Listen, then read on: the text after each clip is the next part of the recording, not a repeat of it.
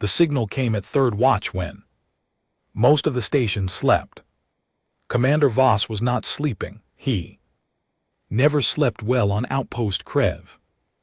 Station sat at the edge of Verk-controlled space, a cold metal ring, floating between two dead moons, and it had a way of making a soldier feel small. Voss had served the Verk Empire for 30 years. He had put down rebellions on 6 worlds. He had watched sons die. He did not rattle easily. But the signal rattled him.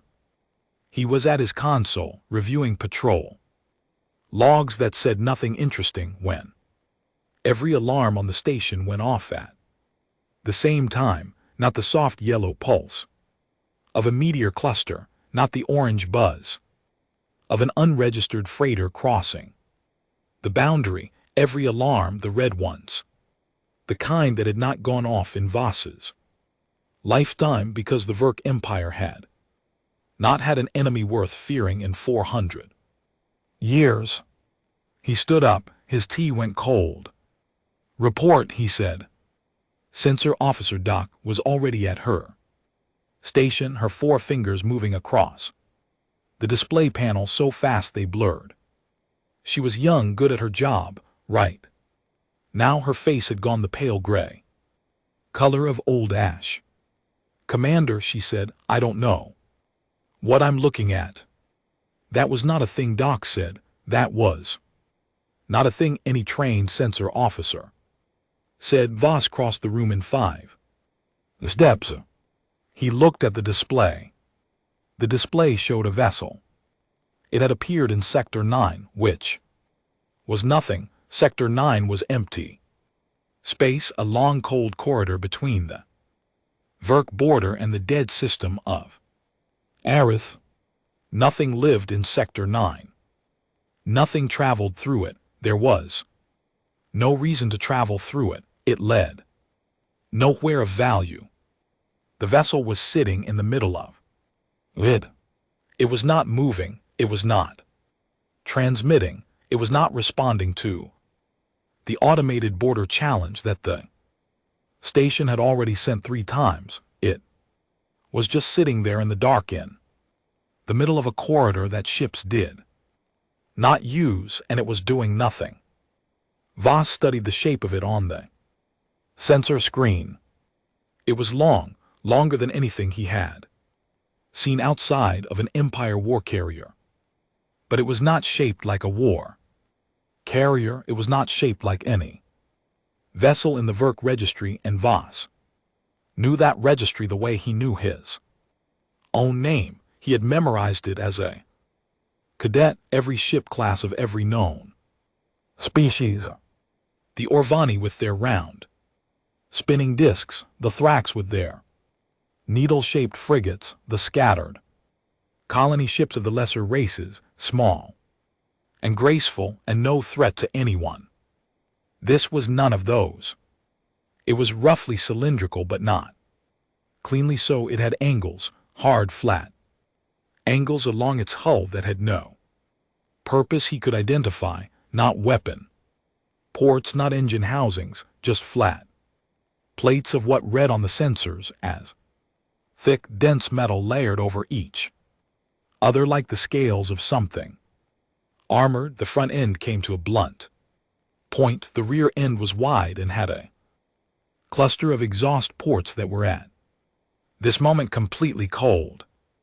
The ship had not just dropped out of faster than light travel. It had not burned engines to stop. It was just there, as if it had always been there, and the universe had simply not noticed it before. "How long has it been in the sector?" Voss asked. Doc shook her head. "That's the problem, Commander. I can't tell. The sensor logs show nothing. No arrival event, no energy spike, no transition signature. It's as if the ship materialized." "Ships don't materialize." "No," Doc said, "they don't." Voss straightened up. He looked at the signal strength, at the mass reading, at the heat signature of the vessel's hull. The hull was cold, but not dead cold. There was a faint warmth to it, like something that had been running for a long time and had recently gone quiet. Like a machine holding its breath. "Get me a full spectrum scan," he said. "Everything we have." I already ran one. Run it again. Doc ran it again. The results were they same. The vessel was real. It was solid. It was big, roughly 900 m from nose to stern, which put it in the class of a heavy cruiser, though its mass reading was strange. It was heavier than it should be for its size, denser, as if every centimeter of it was packed with something. Voss sent the first contact protocol. Standard greeting and the 17 trade languages of the known galaxy. He did not expect an answer. He sent it because protocol said to, and because he needed something to do with his hands while his brain worked through what he was looking at. He sent it. The vessel did nothing. He sent it again. Still nothing. Could it be derelict? Asked Lieutenant Heron from across the room. He was new. He had a hopeful face, the kind that still believed there were simple answers. Derelict ships don't appear in empty sectors without a transit signature. Voss said. He did not look at Heron. He kept looking at the display. He sent a priority message to Vark Fleet Command. He described what he was seeing. He attached the sensor data. He put it in the highest urgency category. The station's communication system allowed. Then he waited. While he waited, he kept watching the vessel. It sat in Sector 9 like a held breath. None of his instruments could tell him what was inside it. The whole material was blocking deep scans. That alone was worth reporting. Verk. Deep scan technology could punch through a planet's mantle. Whatever that hole was made of, it was stopping the signal. Cold. Fleet Command responded in 40 minutes. The response was 4 words: hold. Position, do not engage. Then 6 minutes later, a second message. Admiral Kreth is coming. Voss had met Admiral Kreth twice. She was not the kind of admiral who left her flagship for nothing. She was the kind of admiral who had crushed the Orvani rebellion with 11 ships and a level of patience that bordered on terrifying. She collected intelligence the way other admirals collected victories. She did not move unless she understood what she was moving toward. The fact that she was coming here told Voss something important. Fleet Command was scared. It took Kreth's fleet 22 hours to reach Outpost Creve. During those 22 hours, the vessel in Sector 9 did not move. It did not transmit. It did not power up its engines or change its orientation by a single degree. It sat. Voss had 3 shifts of sensor officers monitoring it. Continuously, they reported the same thing every 30 minutes. Nothing. The ship was doing nothing. But it was there. It kept being there. And somehow that was worse than if it had done something.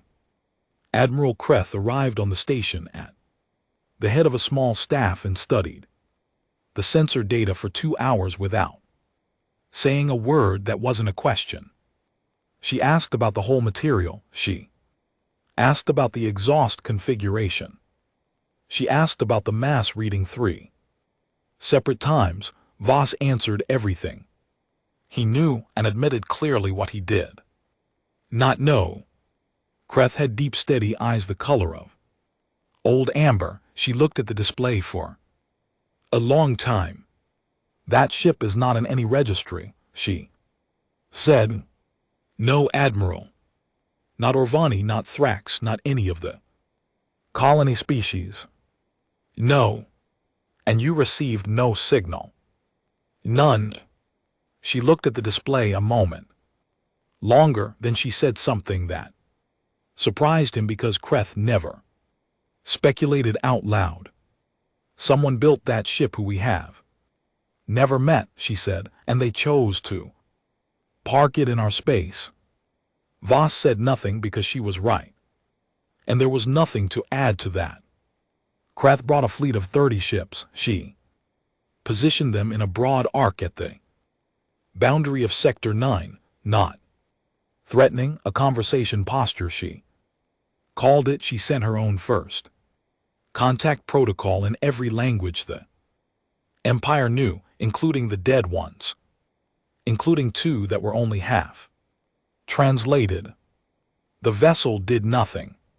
She sent a tight beam communication in mathematical sequences, primes, then geometric ratios, basic signals that any species capable of building a ship of that class should recognize as intentional. The vessel did nothing. On the second day, something changed. Not on the vessel, on the station, a low frequency signal began appearing on the lower bands of the communication spectrum, barely above background noise. Doc almost missed it. She caught it because she was thorough and because she had been staring at that display for 48 hours and had learned the shape of the background radiation the way a person learns the sounds of their own home. She pulled the signal out of the noise. She cleaned it up. She ran it through the translation matrices. It was not in any of the 17 trade languages. It was not in any of the dead languages. It was not in mathematical sequences. It was something else entirely. The tones had a pattern. The pattern had a rhythm. The rhythm had a structure that looked just barely like language, not a language Doc knew. Not a language anyone on the station knew, but a language, something that had been built by minds, spoken by mouths, or whatever passed for mouths, shaped by a long history of being used to mean things. Kraft listened to it. She listened to it. Played at normal speed, then slowed down, then broken into segments. They're talking to us, she said. They just haven't decided to speak in a way we understand yet. Which meant one of 2 things. Either the species inside that vessel was completely ignorant of every language form in the known galaxy, which suggested they came from somewhere very far away and very isolated, or they knew the Verk Empire did not have their language and they were choosing to communicate on their own terms. Neither option was comfortable. On the 3rd day, Voss was standing at the observation window at the far end of the station's command deck, looking out at the stars and not really seeing them, when Doc called him over with a voice that had gone very quiet. He came. He looked at the display. The vessel in Sector 9 was moving. It was moving slowly, and it was moving toward them. Not fast, not aggressive, the way something large moves when it is choosing to be careful. The engines, the same engines that had been cold for 3 days, were now running at a low burn, just enough to push that massive frame forward at a pace that was almost gentle. It's coming here, Harren said. Yes, Voss agreed. Should we move back? Voss thought about the 30 ships outside, arranged in their conversation arc. He thought about Kreth and her patient amber eyes. He thought about the 3 days of silence and the signal that sounded like a language and the hole that ate scanner beams and the ship that had appeared without arriving. No, he said, we hold. The vessel crossed Sector 9 over the course of 16 hours. It did not speed up. It did not change course. It came toward them the way a person walks toward a Lock door when they are fairly sure. They have the key. When it stopped, it was at the edge of Kreth's fleet formation, not inside it. At the edge where there was space and clear sight lines in every direction. And then it did something that no one on the station had expected. It opened. Not a weapon port, not a missile bay, a bay door wide and slow on the ventral side of the hull. It opened the way. Hand opens deliberately, showing empty space inside. And from that space, a single small ship emerged. It was tiny next to the vessel, tiny next to anything in Kreth's fleet. It was a shuttle or something built for the same purpose as a shuttle. It had the same hard angles as the larger ship, the same layered plating, but it was small enough that a cruiser could have held a dozen of them. It drifted out into open space. It stopped. Doc pulled up a close sensor, read on the shuttle. The deep scan hit the hull and scattered just like it did on the larger ship. No reading on the interior, no reading on how many were inside. But there was one thing the sensors caught. Because it was on the surface of the shuttle, not inside it. Markings, symbols painted or etched into the plating in a color that showed bright on the sensor display. The translation matrix took 30 seconds to cycle through its database. It found nothing for the symbols themselves, but the matrix did something else. It analyzed the structure of the symbols, their arrangement, the way they were grouped, and it said probable designation, probable name, probable identification, marker. The vessel had introduced itself. Voss leaned close to the screen and looked at the symbols for a long time. He would not know their meaning for weeks. He would not understand them fully for much longer than that. But standing there in the cold light of the command deck, while Kreth's 30 ships floated in their arc and the huge vessel sat in Sector 9 like something that had always been planning to arrive, he felt something he had not felt in 30 years of service. He felt the specific cold of standing in front of something you cannot measure. In the fleet, 3 decks below Admiral Kreth's command station, a signals officer named Pax was running the symbols through every cross-reference system available to the Empire. She would work through the night. She would find by morning, through a chain of comparative linguistics that took 12 steps and 2 assumptions, a partial translation, not the name of the ship, not the name of the species. 2 words, just 2, scratched into the plating like a warning someone had been kind enough to make decorative. They said, "We're here." The Empire had been the undisputed authority of the known galaxy for 400 years. It had never been surprised. It was surprised now. The shuttle did not respond to hails. It sat in open space, 50 km from the nearest Verk ship, and it did nothing. It did not move. It did not transmit. It floated there in the dark like a question that refused to become an answer. Admiral Kreth spent 3 hours running every communication protocol in the fleet's library at the shuttle. She was a patient woman. She had once waited 11 days for a cornered rebel commander to run out of food before accepting his surrender. 3 hours was nothing. But by the end of those 3 hours, something had shifted in the large vessel behind the shuttle. Sensors picked it up first, a change in the energy output from the ship's core. Not a weapon charge, not an engine burn. Something else, a broad spectrum. A mission that spread outward from the vessel like a slow wave. It washed over Kreth's fleet. It washed over Outpost Creve. It washed over Commander Voss, who was standing at his console watching the readout, and he felt this was the part he struggled to explain in his report. Later he felt nothing, physically.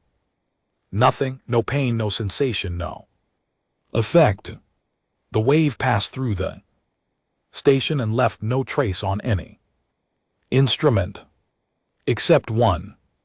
The communications board lit up, not with a signal from the shuttle, from the large vessel itself, a direct, clear transmission on a frequency the fleet used for internal communications, a frequency that was not public, a frequency that outside ships were not supposed to know.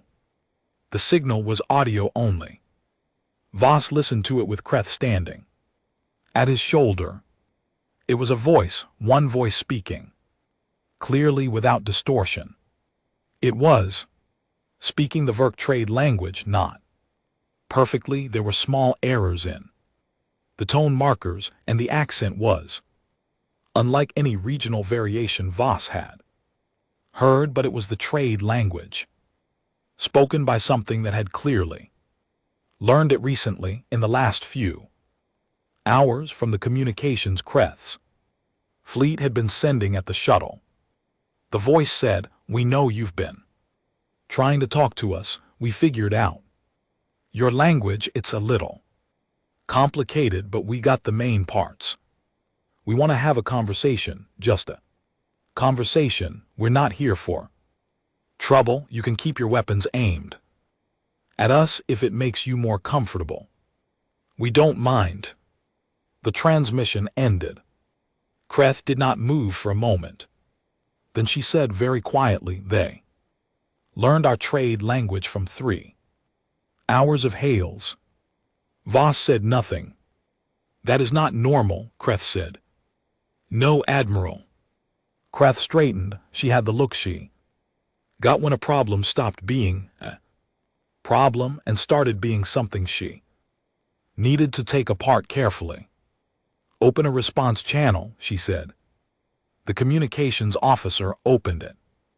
Kreth spoke in the trade language, formally, the way she would open a meeting with a foreign head of state.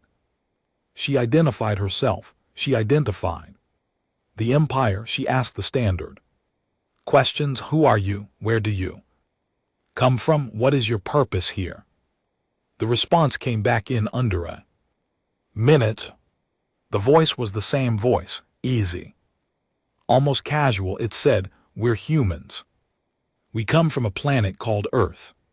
It's a long way from here, about 4,000 light years in what you call the galactic South. We're out here because we lost a ship, a colony ship, about 600 people on it. It went off course about 3 years ago. Our tracking put the last known position somewhere in this sector. We're looking for it. We didn't mean to cross into your space if this is your space. We didn't know there was anyone out here." Silence on the Verk end of the channel. Voss looked at Kreth. Kreth was looking at the sensor display, where the large vessel sat with the patience of something very old. She said to Voss, "Not over the channel. 4,000 light years." "Yes, Admiral. There is nothing in the galactic South." "No," Voss said, "there isn't." They both knew the maps. The Verk Empire had extensive stellar cartography going back 800 years. The galactic South was a long stretch of ordinary stars and empty system. No civilizations had been found. There no signals, no ruins, no signs that anything had ever looked up from a planet and wondered what was above it. Nothing. And yet, their ship is 900 m long, Voss said carefully, and they claim to be looking for a colony ship they lost. Kreth looked at him. They travel 4,000 light years to look for missing people, he said. Kreth turned back to the channel. She asked to see the vessels. Identification, proof of origin, any documentation. Response was immediate. A data package arrived, not a small one. It was enormous. It contained star charts, biological records, historical documents, all of it labeled in a script. The translation matrix did not recognize, but much of it, the charts, the images, did not need translation. The star charts showed a galaxy from a perspective centered on a small yellow star in a system the Verk maps called Designation 7 Aerith Minor, a star that had never been flagged as interesting, a star too far south to matter, a star with a small blue planet circling it at the right distance for liquid water. Krath went over the data for 6 hours. She pulled in her best analysts, her intelligence officers, her xenobiologists. They went through everything. The conclusion was uncomfortable. The species called humans had been in space for roughly 200 years. In 200 years, they had developed a faster-than-light drive-built ships of the class now sitting in Sector 9, and apparently lost a colony ship full of 600 people and then traveled 4,000 light-years to find it. Their technology was not superior to the Empire's in every area. Their weapon systems were hard to read. Their whole material was unfamiliar, but their structural engineering and their engines were clearly good, possibly very good.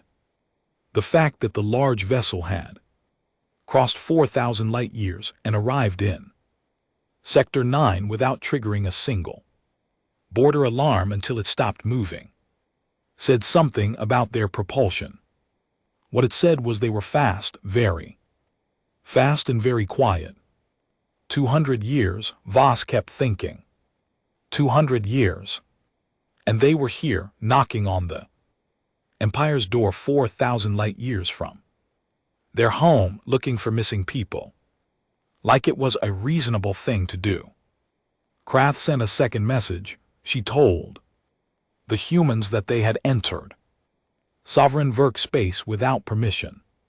She told them that the Empire took border security seriously. She told them that they were required to power down their vessel, submit to a full inspection, and wait for a formal diplomatic process to begin before any further movement would be permitted. She put it politely. Kreth always put things politely. The response took longer this time. 5 minutes of quiet, then the same voice. "We understand your position," it said. "We respect that this is your space. We'll power down anything you want us to power down. We'll answer any questions you have, but we'd like to keep looking for our people. While we do that, we can do both. We're good at doing multiple things at once." Voss almost smiled. He stopped himself. "They're not afraid," Harren said from across the room. He sounded baffled. Voss looked at the display. 30 Verk ships in a formation designed to be read as overwhelming force, and the humans were offering to multitask. "No," Voss agreed, "they're not." This was when the problem became political. Fleet Command, receiving Kreth's reports every 2 hours, escalated the matter to the Imperial Senate. The Senate escalated it to the Emperor. The Emperor, whose name was Zal and who had ruled the Verk Empire for 60 years, through a combination of intelligence, cruelty, and excellent timing, read the reports and did what emperors do when something confuses them and they do not want to admit it. He sent more ships. 140 ships arrived in the sector over the next 4 days, battle cruisers, destroyers, 2 dreadnoughts. They formed a wall of force at the edge of Sector 9. They were there to make a point. The point was, you are small, we are large. This conversation is happening on our terms. The human vessel watched the ships arrive. It did not power up. It did not move. The shuttle that had drifted out of the bay was still there, still quiet, still floating with that infuriating patience. On the fifth day, a new voice came through on the channel, not the first voice, deeper, slower, with a different accent entirely. This one said, "We see you've brought more ships, that's fine. We'd still like to talk, but we want to be clear about something. We're not leaving until we find our people. That's not a threat. We're not threatening you. It's just they're ours. We don't leave our people behind. That's a thing about us." Kreth sent back, "You are within controlled space. Your search will proceed only with Imperial authorization." The voice said, "We're working on that." On the sixth day, 3 things happened. The first thing was that the deep scan team found something new in the sensor data from the large vessel. A reading they had been filtering out as noise because it didn't make sense. When they stopped filtering it, it resolved into a pattern. The pattern was structural. The hull that ate scanner beams. The hull that blocked everything was not uniform. There were layers, outer armor, inner armor, between them something else, something the sensors could not identify because they had no reference for it, but which read as dense and regular and deliberate. Whatever was between those layers of hull plating, someone had put it there on purpose. The second thing was a message from the Emperor, not to Kreth, to the humans, directly routed through Kreth's communication system without her authorization.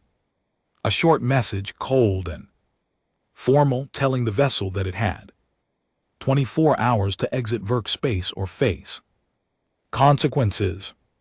Kreth read the transcript of the message and pressed her lips together and said nothing out loud about the fact that the Emperor had gone around her. The third thing was the human response to that message. It was short, shorter than anything they had sent so far. The second voice, the deep, slow one, came back on the channel and said, "We hear you. We'll be out of your space in 24 hours if you help us find our people in that time. If you don't, we'll still be looking. We'll try not to be in your way while we do it." The channel closed. Voss, who had been on duty for 20 hours straight, stood very still in the middle of the command deck and looked at nothing in particular. Heron broke the silence. He said, genuinely puzzled, "Are they being polite or are they making a threat?" Voss thought about it. "Both," he said. "I think that's just how they talk." At the 23-hour mark, the large vessel powered up its engines. Not to leave. It moved into the debris field on the far side of Sector 9, a scattering of ancient rock and ice that the Verk had never bothered to map properly because there was nothing in it worth caring about. It moved into the debris field and it began a slow, methodical scan of the area, looking for the colony ship. The 24 hours ended. Admiral Kreth had her orders. She had been given them in writing officially by the Emperor's own office. She had read them 3 times. She had sent 2 requests for clarification, both of which were denied. The orders were clear, and they were final. She sat in the command seat of her flagship and looked at the display for a long moment. Then she gave the order. 12 Verk destroyers moved toward the large vessel. They sent one last warning, protocol. Required it, the warning said stop. Your activity, power down or we open fire. The large vessel kept scanning.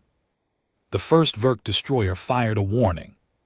Shot a low-power energy discharge. Across the bow, not meant to hit, meant to communicate. It hit. Not because the gunner missed the shot. Went exactly where it was aimed, clear. Space 20 m off the vessel's forward hull. It hit because the vessel moved. Not much, a small correction, the kind of micro-adjustment a ship makes when it's fine-tuning a scan position. A tiny movement that shifted its position by exactly 20 m, so that the warning shot struck its hull. Voss watched this on the display and felt his stomach drop because he did not know whether that had been an accident or a choice. He did not have long to think about it. The large vessel stopped scanning.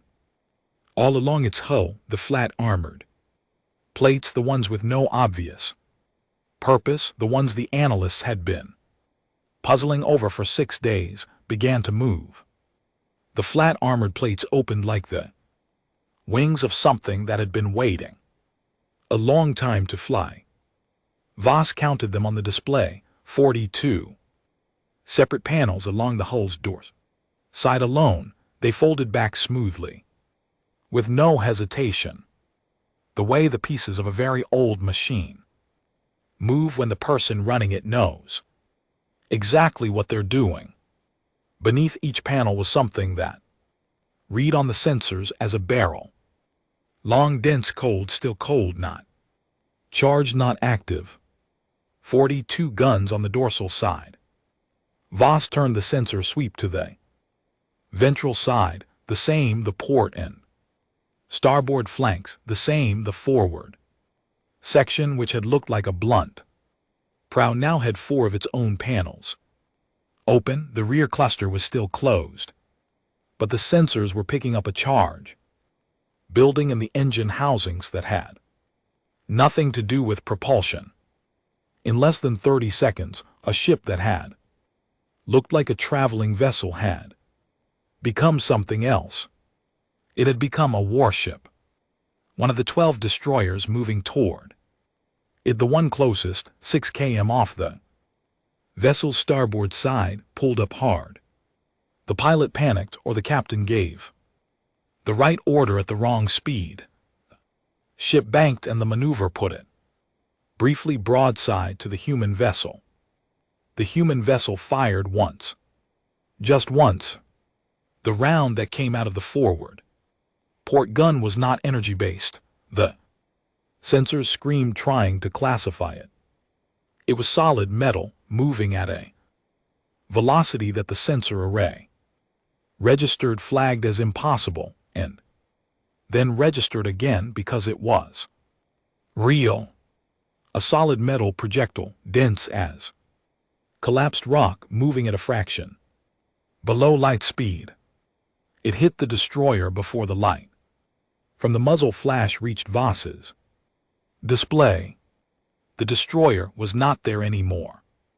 Voss had seen ships destroyed before. He had seen ships hit by standard energy weapons, by missile strikes, by plasma charges.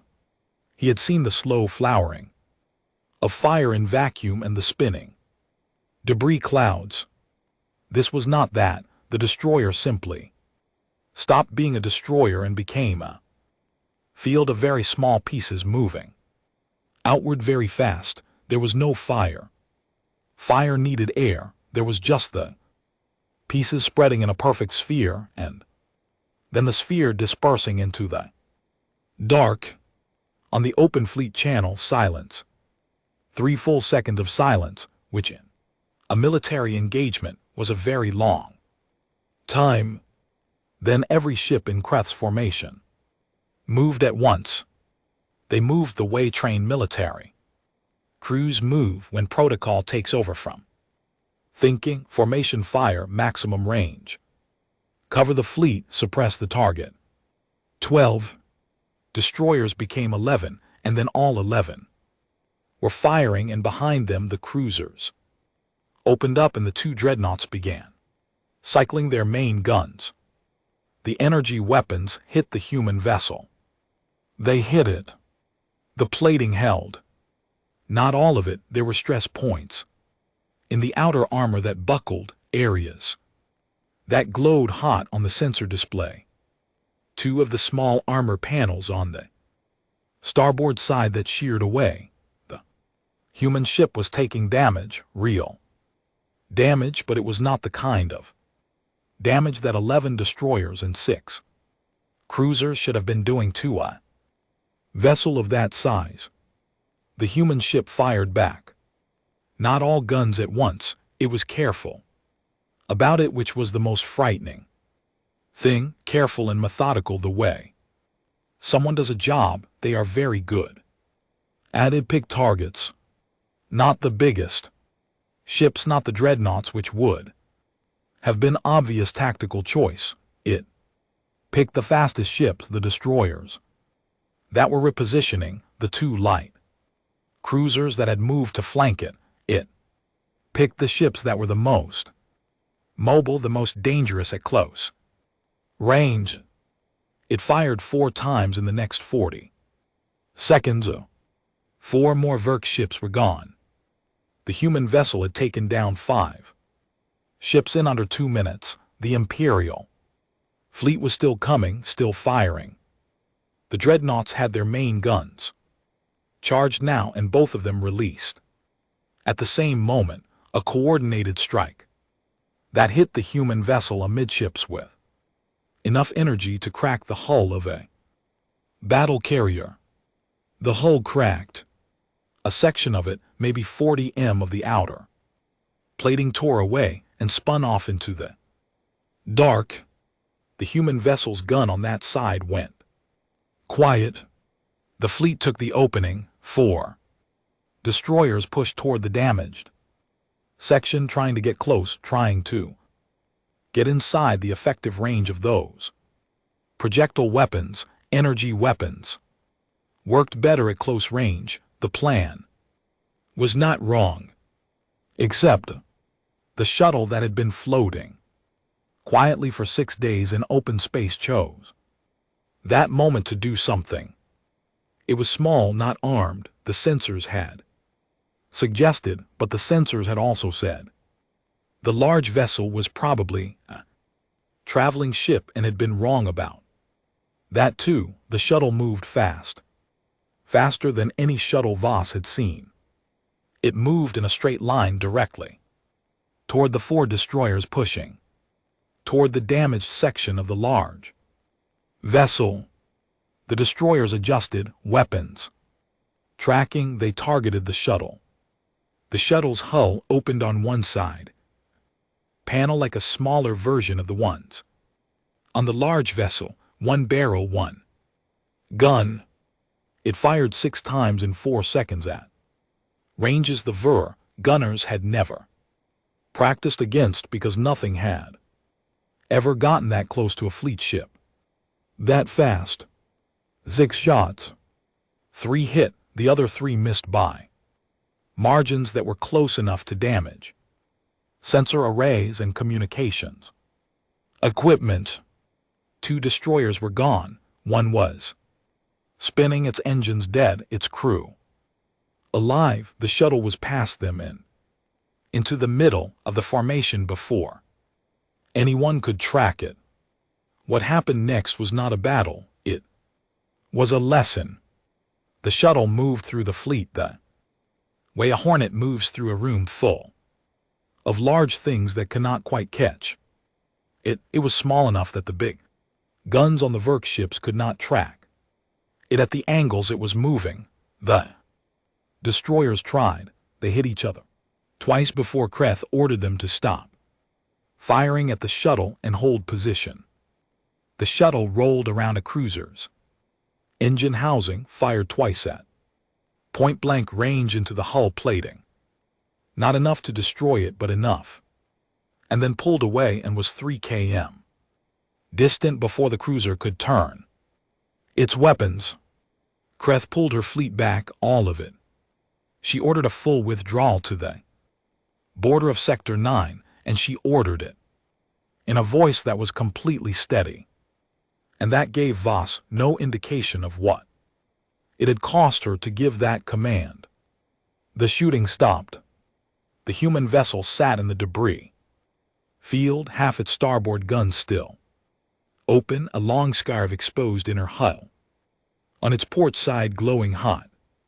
The shuttle circled it once slowly and then stopped moving. The fleet had lost 7 ships. The human vessel had lost nothing. It was damaged, it was not gone. Voss did the count again because the first count felt like a mistake. 7 ships in 4 minutes. He looked at the count and looked at the display, and then he sent a message to Fleet Command that he knew was going to change the direction of everything. The message said, "We have engaged. Engagement was not successful. Request immediate reinforcement and new tactical assessment." Fleet Command's response came back in 11 minutes. Reinforcements coming. Do not re-engage without authorization. How many ships does the human vessel have in total? Voss looked at the display. The large vessel, the shuttle, 2 he sent back. The response took longer that time. News of the engagement spread through Verac space in a way that Kreth could not control, because 7 ships dying in 4 minutes generated emergency signals and distress beacons that other ships and stations in nearby sectors picked up before anyone could put a classification on the reports. By the time Fleet Command issued a media blackout order, 40,000 Verac citizens already knew that something had happened at Outpost Kreth, that ships had been lost and that whatever had done it was still out there. The galaxy was not just Verac, that was something the Empire was sometimes tempted to forget, but the reality was that the Verac Empire shared its edges with several other species. They were lesser in the Empire's accounting, the Thrax, who were sharp-minded traders and built elegant ships but had no taste for war, the Orvani, whose rebellion Kreth had crushed 20 years ago and who had been quiet since, building their colony ships and expanding slowly into the territories the Empire allowed them. The Pelari, who were ancient and strained and very old and who mostly kept to their own space and did not interest anyone. These species had their own networks, their own information channels and news that moved fast, and Verac space moved faster in places where the Empire's communication controls did not apply. Within 48 hours of the battle, every Thrax trading station within 200 light years was buzzing with the report. Within 4 days, it had reached Orvani space. Within a week, the Pelari, who were rumored to know things before they happened, sent a message to no one in particular, just a general broadcast that said only, "We have been watching with interest." The humans, for their part, went back to scanning the debris field.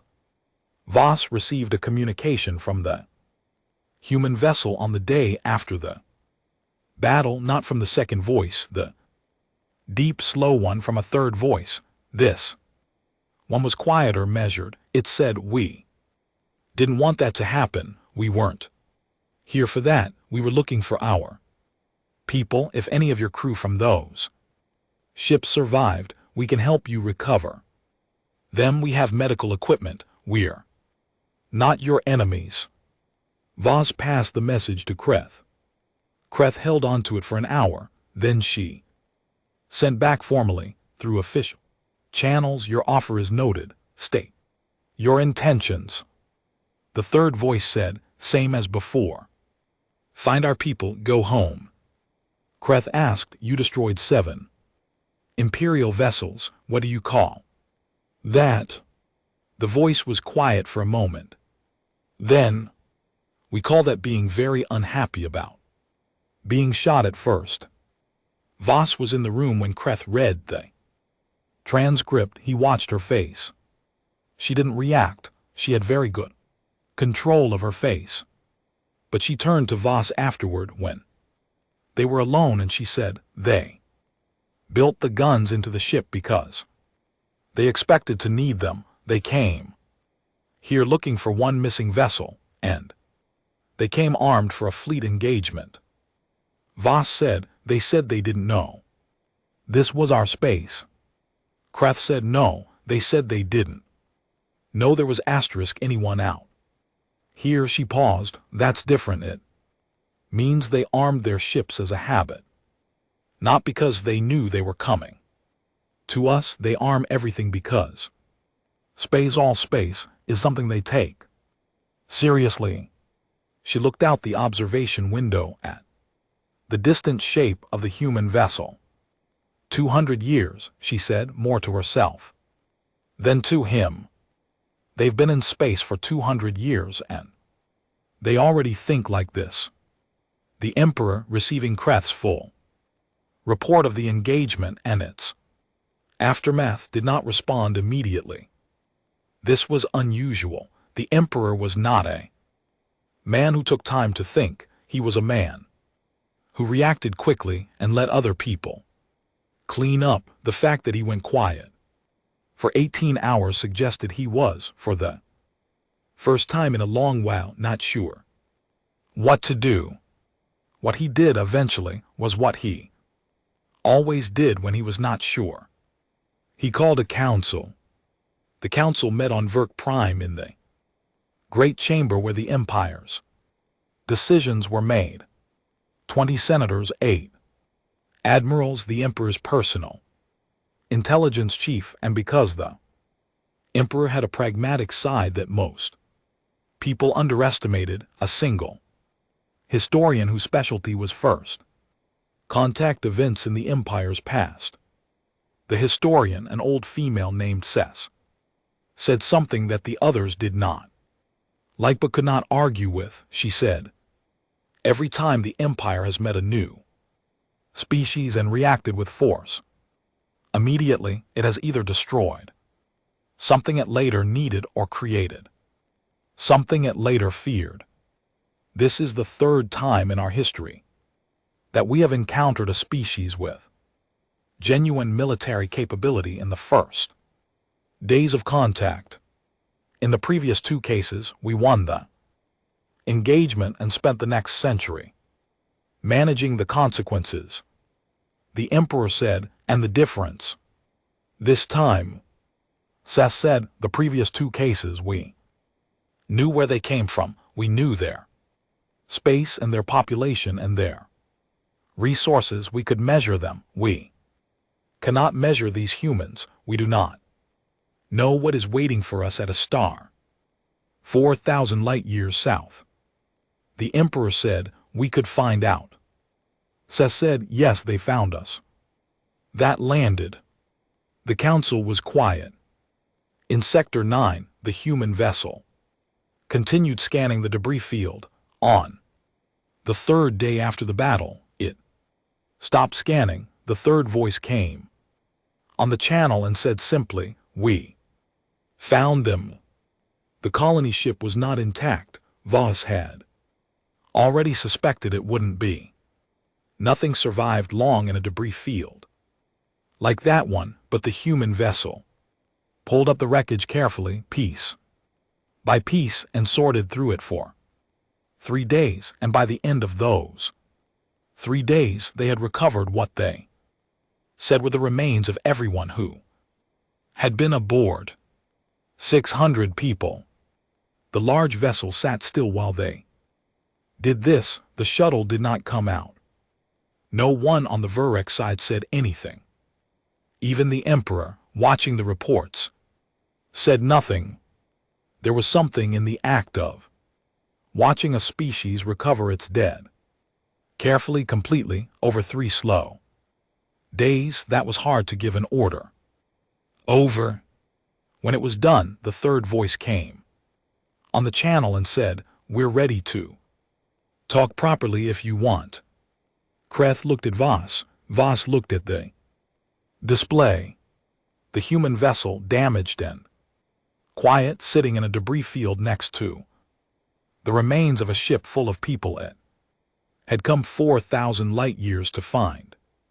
"Yes," Kreth said into the channel, "we want." The talks lasted 9 days. Kreth conducted them from her flagship, relayed through Voss's station because she did not trust the communication delay of routing everything through Fleet Command. She did not tell Fleet Command this. She simply set up the channel and began. On the human side, the third voice became a face. A visual channel opened.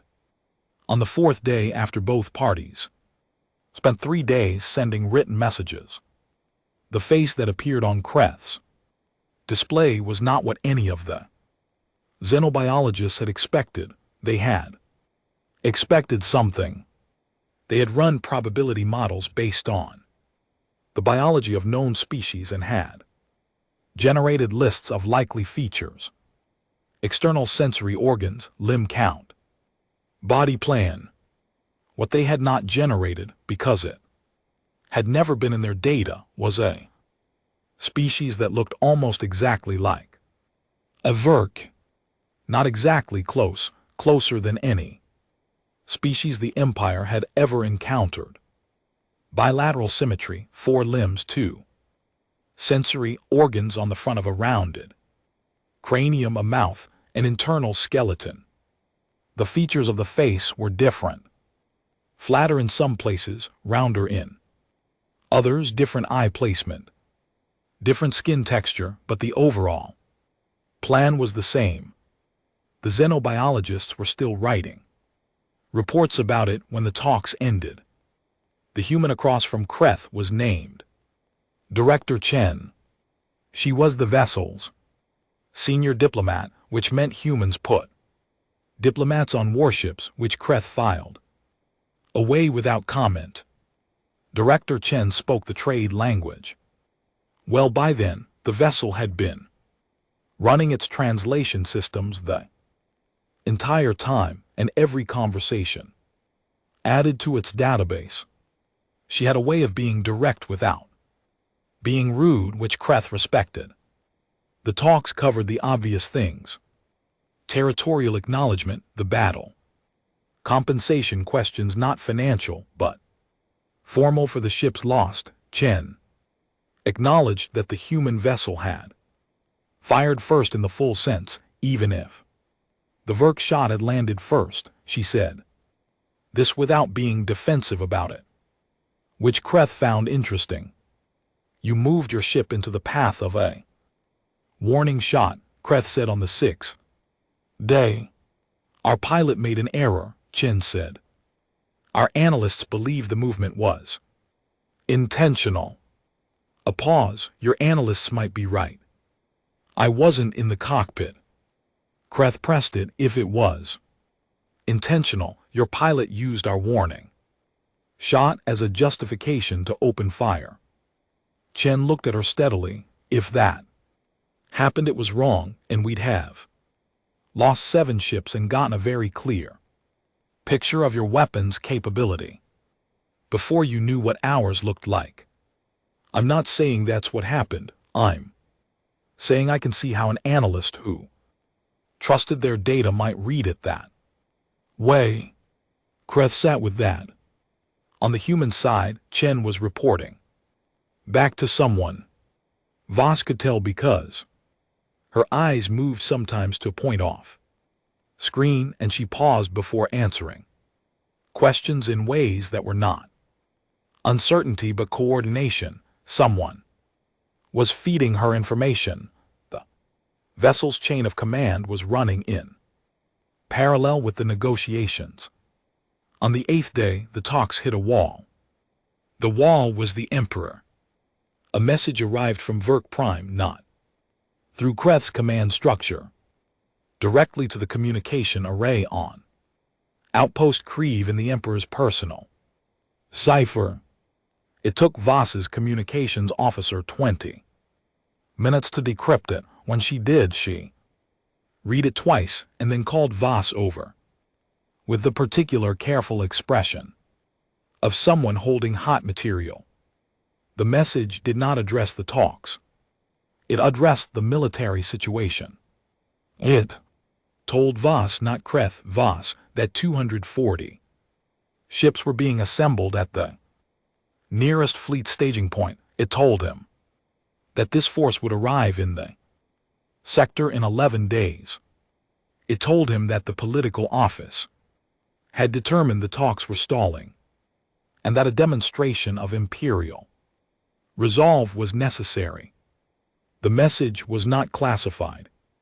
It was not encrypted beyond the personal cipher, which any reasonably equipped intelligence system could crack with a few hours of work.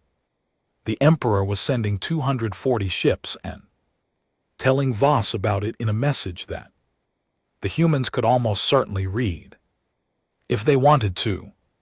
It took Voss about 4 minutes of looking at the ceiling to understand this. The message was not intelligence. The message was a statement. The Emperor wanted the humans to know the ships were coming. He was ending the talks without ending the talks, letting them run out on their own while the fleet arrived to finish the argument. Voss sent the message to Kreth. Kreth read it. She sent back 2 words. I see. Then she went back to the talks and continued them for 1 more day, as if the message had not arrived. On the 9th day she told Chen directly, I have to tell you something. Chen said, we know the ships. Kreth said, how long have you known? Since the message was sent. Chen's expression was neutral. We have good signal intercept capabilities. Your cipher is old. Kreth said, what are you going to do? Chen looked at her for a long moment.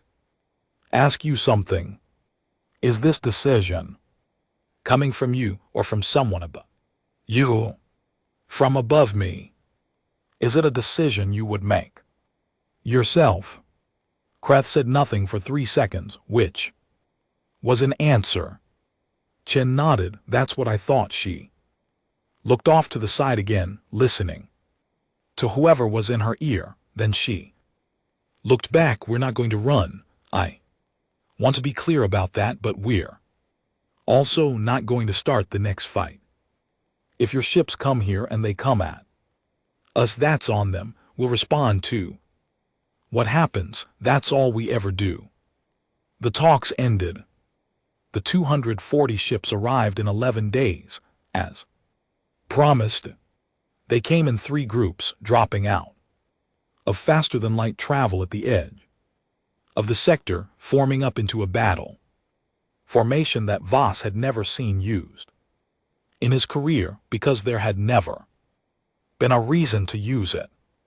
It was the formation for total elimination, the kind that left no debris field worth sorting through. The human vessel watched them arrive. It did not power up its guns. It did not move. The shuttle was out of its bay again. Voss had noticed it tended to come out when something was about to happen. He did not know if this was meaningful. Fleet Admiral Rand took command of the combined force. He outranked Kreth. He had been sent specifically because the Emperor trusted him to be decisive in a way the Emperor had apparently decided Kreth was not. Rand was a large man, broad-shouldered by Verk standards, with a long service record that was built mostly on being overwhelming. He did not negotiate. He positioned his forces, and he gave his enemy 1 chance to stand down. He gave the human vessel 1 chance. The message went out, stand down. Surrender the vessel, await Imperial Processing. The third voice, it was always the third voice in direct confrontations. Voss had. Notice not Chen, not the casual first voice came back and said, "We've heard this before, you know how this goes." Rand opened fire with 240 ships. What happened next was not what any computer model predicted. The models had run the numbers, 240 warships against one large vessel, and a shuttle. The vessel had 42 guns per side, possibly more that had not been used yet.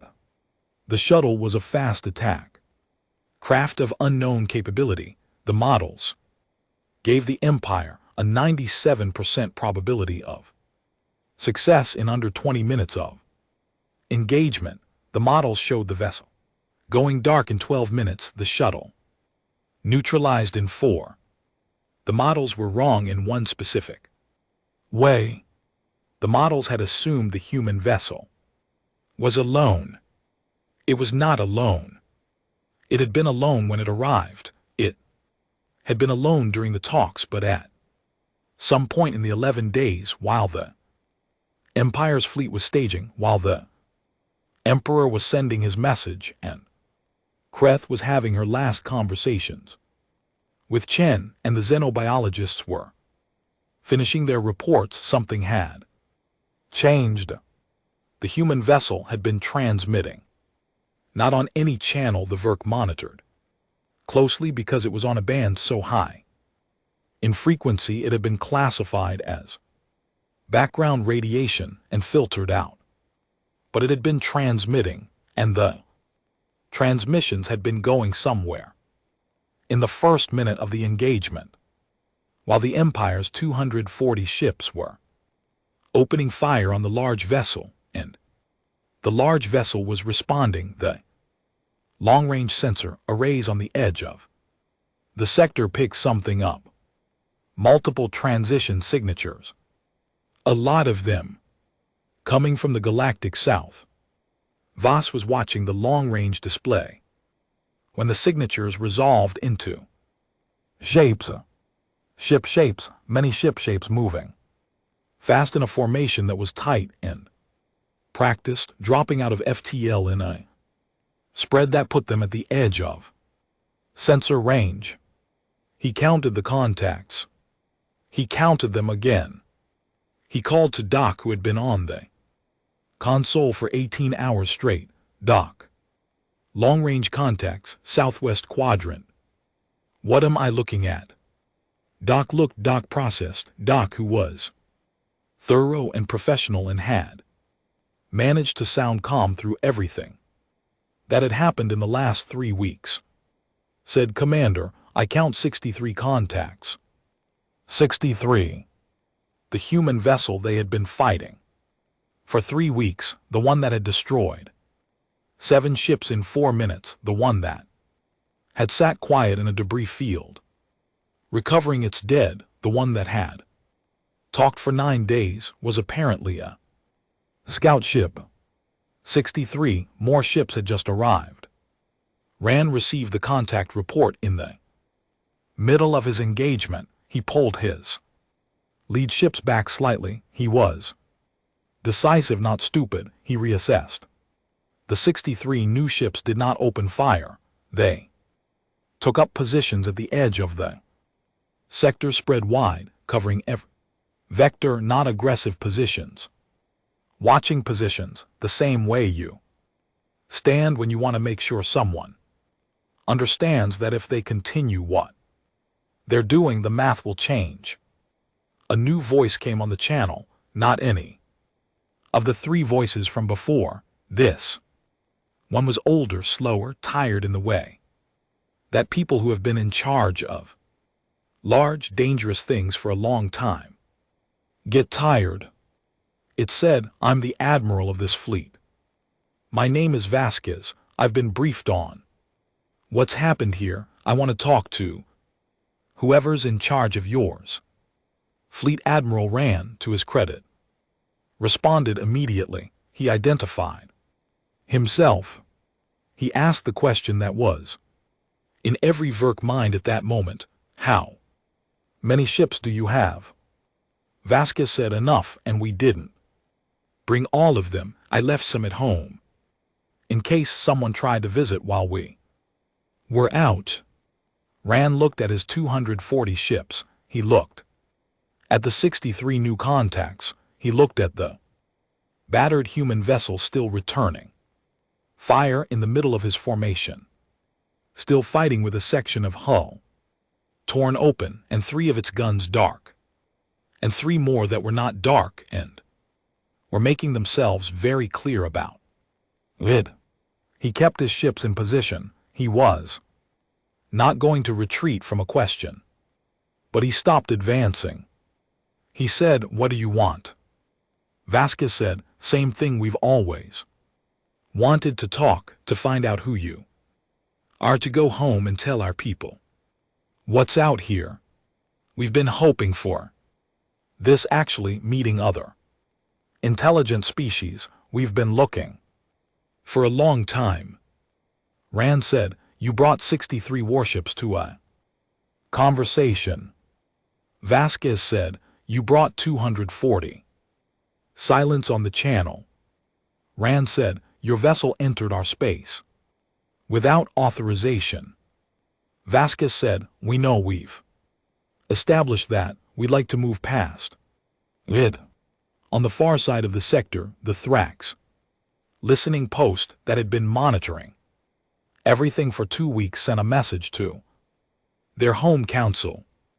The Orvani ambassador to Verk Prime requested an emergency meeting with the Emperor's Foreign Office, the Pelari, ancient and strange and interested in everything, sent another of their broadcasts to no one in particular. This one said, "We have been watching with great interest. We would like to speak with the humans." The galaxy, which had been the Verk Empire's to organize for 400 years, was reorganizing itself around a new variable. The Emperor, watching the reports from Verk Prime, looked at the count of human ships in the sector and the count of Verk ships, and then he looked at the stars chart on his office wall, the one that showed the galactic south as empty.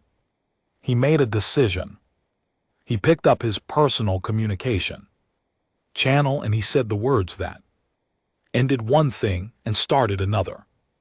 "Tell Rand to hold his fire." The ceasefire held for 3 hours before anyone trusted it.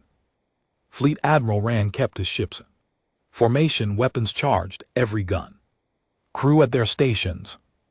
Admiral Vasquez kept the 63 human ships at the edge of the sector, spread wide, watching. In the middle, the original vessel sat in the debris field, battered, one full side of guns dark, a long tear in its hull still glowing at the edges where the metal had been burned, and did not move. The shuttle was still out. Voss watched it all from the command deck of Outpost Krev and felt, for the first time in 3 weeks, something that was not quite fear and not quite awe, but lived in the neighborhood of both. The ceasefire held. At the 6-hour mark, Director Chen requested a face-to-face meeting, not a screen call, a physical meeting. Person on neutral ground, meaning she suggested the station itself, Outpost Krev. She proposed coming over in the shuttle with a small group and sitting across a table from the Verk officers. Rand denied the request, too risky. Kreth, who had been officially replaced as senior commander but who was still on her flagship and still involved in everything, sent a private message to Voss. It said, "Tell Fleet Admiral Rand that the humans have been asking to talk since the beginning, that they are offering to come to us rather than asking us to go to them, and that the last 3 weeks happened because we stopped talking and started shooting. He can draw his own conclusions." Voss forwarded the message. Rand sat with it for 2 hours. Then he approved the request. The shuttle docked at Outpost Kreth at the 14th hour of the ceasefire. Voss was in the docking bay when it arrived. He had brought 8 guards, which was half what Rand wanted and twice what Kreth suggested. The shuttle was smaller up close than he expected, not small, but the scale of it felt different when it was in the bay, surrounded by the familiar metal walls of the station than it had when it was moving through open space. The door of the shuttle opened. They came out 3 at a time. There were 9 of them in total. Voss had looked at the visual feeds from the negotiations and had some sense of what humans looked like, but the feed had been small and the images had been flat. In person, in the docking bay, the impression was different. They were about the same height as Verk. On average, some shorter, one tall. Enough that Voss had to look up slightly. They snorts moved with a particular kind of ease, not aggressive, not submissive, just comfortable.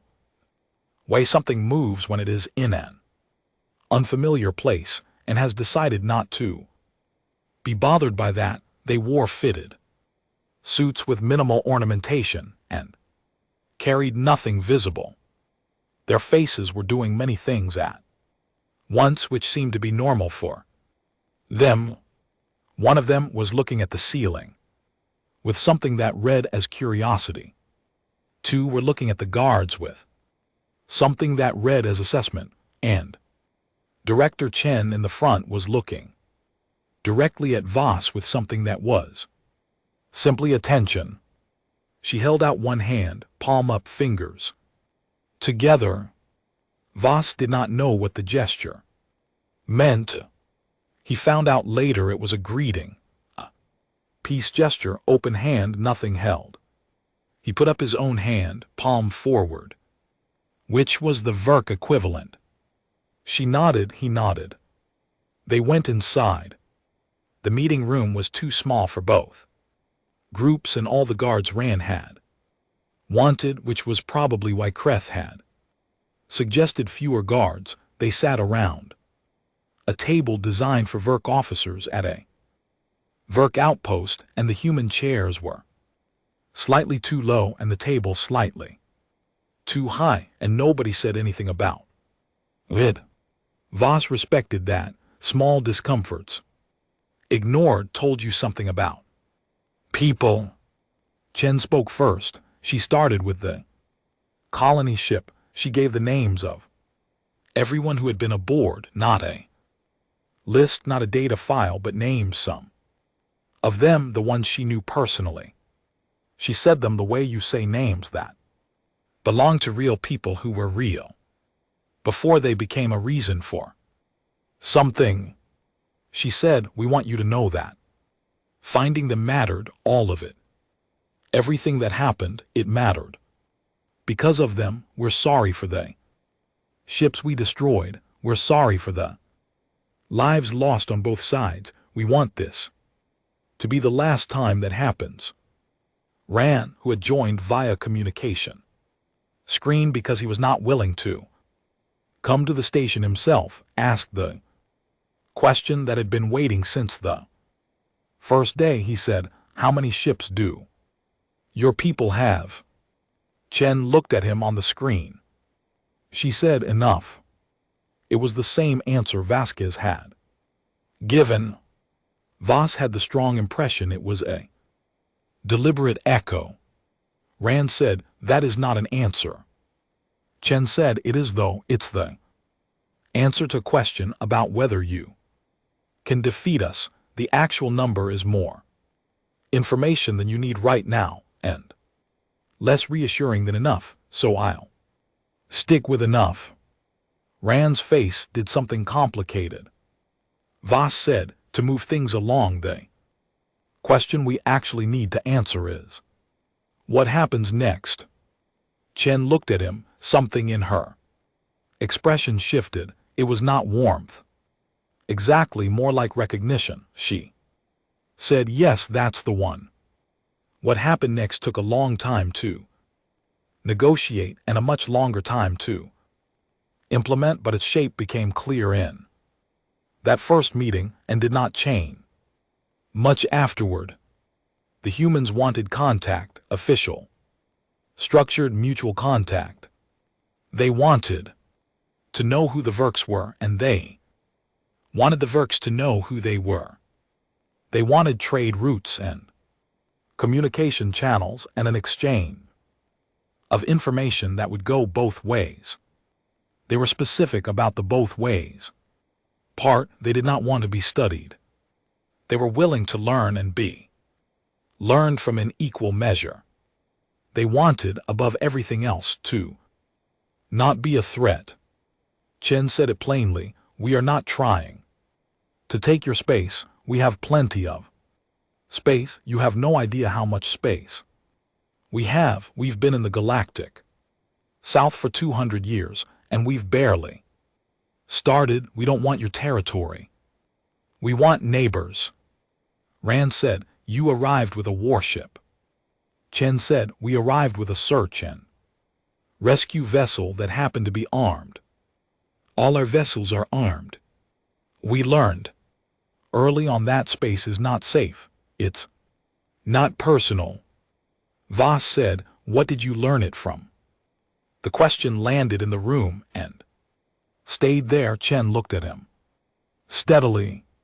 She said, other things, not here, not in your space. We've met other species. Some of them were not interested in talking. The room absorbed this. 200 years in space, armed ships as a habit, a rescue vessel the size of a heavy cruiser, 63 ships that arrived when called from 4,000 light-years away in 11 days. Voss did the math on that last one quietly in his head. 4,000 light-years in 11 days was a speed that the Verk Empire could not match. With its best drives, not even close. He said nothing about it in the meeting, but he thought about it for a long time. Afterward, the full report that came out of the meeting and the meetings that followed over the next 2 months as the talks moved from Outpost Krev to formal diplomatic channels contained one section that was classified above all others. It was the section on human history. The analysts who compiled it had worked from the data package the humans had provided on the first day, cross-reference with everything Chen and her colleagues had shared during the talks. They had checked it against galactic records, against stellar surveys, against the Empire's own historical archives going back 800 years. The section said in careful, measured language, humans had been on their planet for at least 300,000 years. They had been building organized civilizations for roughly 10,000. They had spent most of those 10,000 years in conflict with each other, wars, collapses, rebuilding more wars. They had nearly destroyed themselves multiple times, including once with weapons of a kind that the analysts flagged as genuinely planet-threatening. They had survived each time. They had reached space 200 years ago. In 200 years, they had built an interstellar civilization that spanned enough of the galactic south to send 63 ships to a crisis point 4,000 light years from home without significant delay. They had done this while, by their own account, still having internal disagreements, still making mistakes, still arguing with each other about the right way to do things. They had not had anyone to learn from. No older civilization had guided them. No established empire had given them technology or trade or a framework to build on. Everything they had built from Nothing by themselves, starting on one small planet around one unremarkable star. The analyst who wrote the final summary of this section added one line that was not in the official report template. It was not strictly necessary. She added it because she had been working on the section for 3 weeks, and she needed to say it somewhere, even if only in a document that would be read by 12 people. She wrote they were alone for a very long time and they came out the other side of it like this. The Emperor read the full report in his private office on Virk Prime. He read it once, then he sat for a while, then he read the classified section again. He had been emperor for 60 years. He had seen empires fall and be absorbed. He had seen species rise and collapse. He had a very precise understanding of power and where it lived and how long it lasted. He summoned his senior council. He said, "We are going to open formal diplomatic relations with these humans."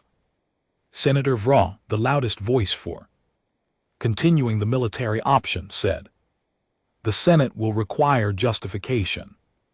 The Emperor said, "The justification is that we are not stupid." Vra said, "They have shown themselves to be."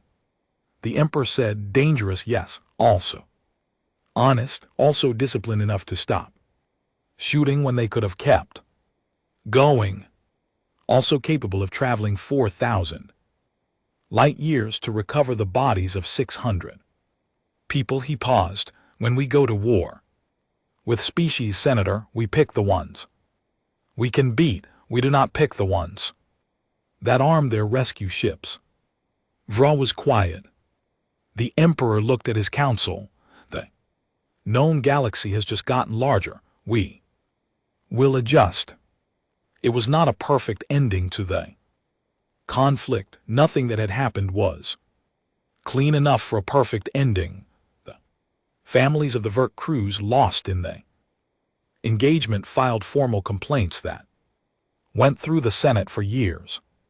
Fleet Admiral Rand submitted 3 separate memos arguing the military option had been abandoned prematurely, each of which the Emperor read and filed.